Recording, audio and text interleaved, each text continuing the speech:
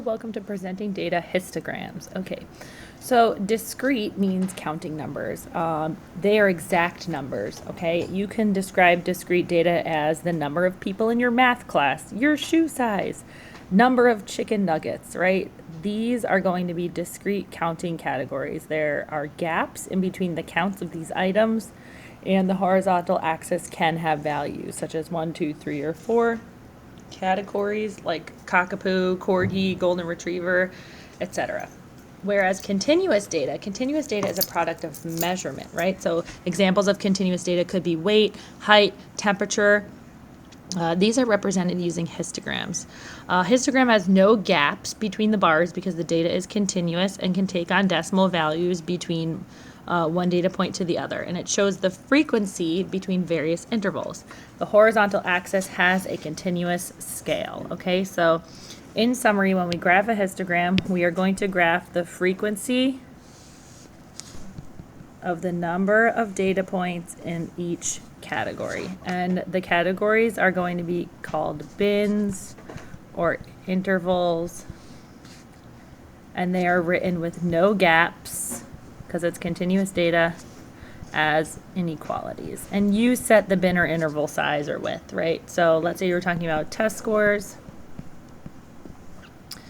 and the frequency with which each test score occurred, okay? So you would say from 0 to 4, 2 kids got a test score in that range. Notice how we are including 0 in the bottom, we are not including 4 in the top. That's because 4 can't be included in 2 different categories. It looks like we're including all the bottoms and then not including the tops. So I don't know if 4 kids got that or something, I'm just making it up. So then 8 would be the bottom of this interval, going all the way up to 12, but not including 12. Maybe 7 kids got that. And then we would go from 12 to 16, not including 16. And then we would go from 16 to 20, not including 20. Okay? So once we've ordered all this stuff, right, we have chosen our class interval or bin width. We organized our data into a frequency table, and now we are ready to plot it on a histogram. So the bins or intervals go along the bottom, right? So you have 0, let's count by 4. And in the 0 to 4 category, we had 2, 4, and it would go up from there. Right, notice how there's no gaps between the data because it's continuous. Okay, this is just a general overview of what a histogram would show us. So let's go ahead and construct a histogram in example number 1. It says a group of 38 teachers were asked how much time in minutes they spent eating lunch at school. The raw data is listed below. So we have the 4 people spent 1 minute eating lunch. This is odd data, but okay. And we are constructing a frequency table for this data with classes from 0 to 4 inclusive, 4 to 8 inclusive, so on and so forth. So let's go ahead and write our little chart here where we organize the data. They already gave us the class or bin interval. It's going to go from 0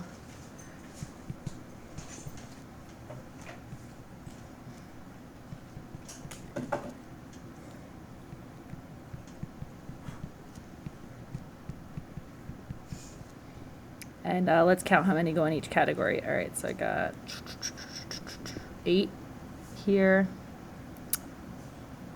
13 here, 10, and 7. And then you got to double check. Do these all add up to what magic number? 38. Let's double check. All right. Actually, no, this is wild. I entered these into an X list. I'm just gonna go ahead and do menu 6 one variable statistics, right? And I'm gonna just do some of the X's, which is what? Oh no, we're not looking at some of the X's. We're looking at N. N is 38. Boom, we're good. Okay. So they do add up to 38. Yes. Okay. construct a histogram for this data. So the way that we construct a histogram for this data, right, is we graph the frequency of each data point in the interval. So we would go from 0 to 4.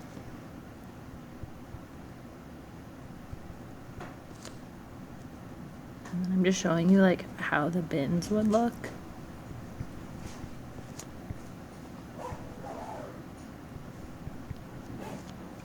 Okay, so this is where each bin is going to be located, right? And it looks like the highest frequency is like 13, so let's do 15. So let's count by 5, 10, 15. Okay, so I would take all my data that I entered in here in the X list, right? And then to make a histogram, I'm going to add data and statistics. I'm going to add a variable X down here. This is the variable that I just input, right? And it looks like a dot plot. That's cool. Let's change it to a histogram. So we're going to go to plot properties. Nope, I lied. We're going to go to plot type and then go to histogram. And then I want my bin width to be 4. And I want it to go all the way up to 16. So I don't always have the best help or the best success with this. I don't want a percent. I want frequency. And then, all right, we want to do equal bin width. Let's have each bin be worth 4, and then we'll have it start at 0. All right, cool. All right, this looks like what we want. I don't know why there's a little extra piece where we're higher than 16. Did I enter something in wrong? That should not be there. The TI Inspire is a little funky with the histograms. It's always better to do it by hand. They rarely ever ask you to like reproduce what's on your paper. Maybe it's just not including that maximum of 16, which is annoying. I don't know how to change that. Yeah,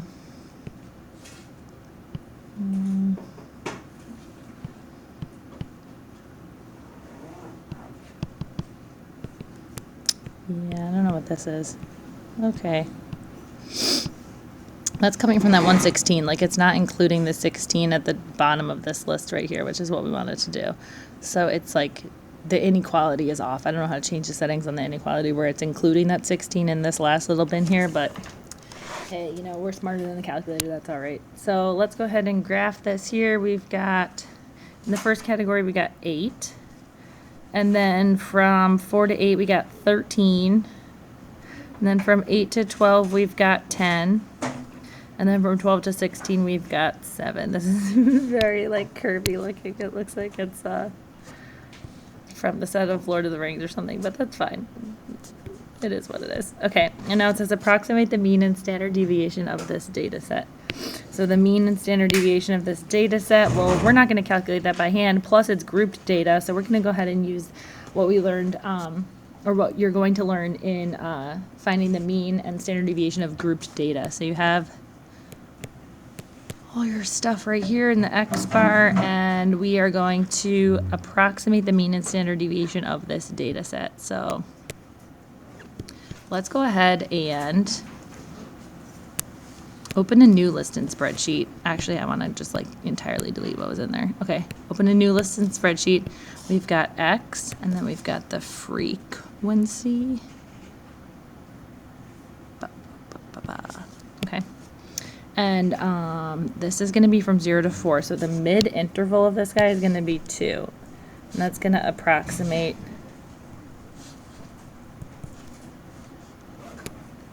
my mean and standard deviation. So I enter the midpoint of each interval. And then I enter the, what's it called? Frequency in each one of these bins here. And this approximates the mean and the standard deviation for us with grouped data. So now I'm going to add a calculator page, menu 6, 1. And I'm going to calculate one var stats where X is the X list, the frequency is the frequency list, and now I have a X bar of 7.68. I have a standard deviation of 4.07. All right, cool. We were able to approximate that from our grouped data. Very exciting. Example number 2. So the histogram shows the time, t, in minutes that it takes the customers of a restaurant to eat their lunch on one particular day. Each customer took less than 25 minutes. The histogram is incomplete and only shows data from 0 to 20. So it's kind of like saying, like, there are some people that fit in this category, but we don't know how many of them there are. Okay. It says write down the mid-interval value for 10 and 15. So what would be right in the middle of 10 and 15? 12.5. Okay, so we would say the mid-interval value is 12.5. The mean time it took all customers to eat their lunch was estimated to be 12 minutes. It was found that K customers took between 20 and 25 minutes to eat their lunch. Write down the total number of customers in terms of K. So let's think about this, right? In terms of K means we're going to have the total number of customers. So let's count how many were in each bar of the histogram. So from 0 to 5, we had 10 people. So it's going to be the first contributor to the total number of customers in terms of K. In the second column, we had 8. The third column, we had 5.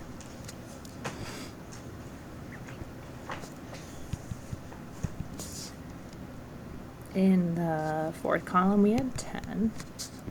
And then we have some unknown number of K in the last column. So we can just combine like terms, and we would get 33 plus K. So that's the total number of customers in terms of K. So let's calculate the value of K. Well, we know, what do we know? We know the mean time is 12 minutes. And we know that there is a total number of 33 plus K customers. The mean is 12. Now, let's go ahead and look at our data up here. This is grouped data, right? I have the mid-interval. I could figure that out right now real quick, right? 12.5.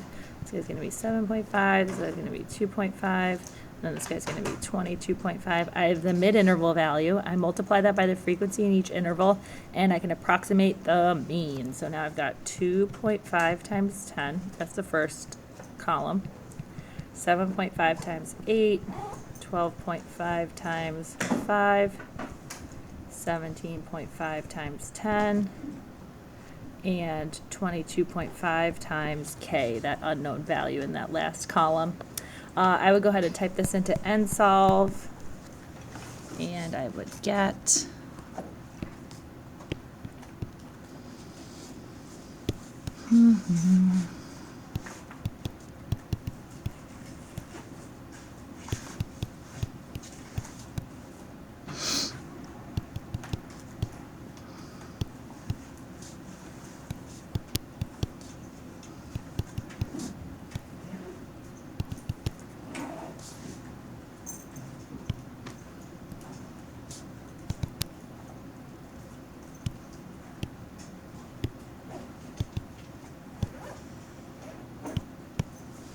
we get K is 7. Hence, complete the histogram. So I'm going to go ahead and put 7 people in the last column and shade it in, and we're done.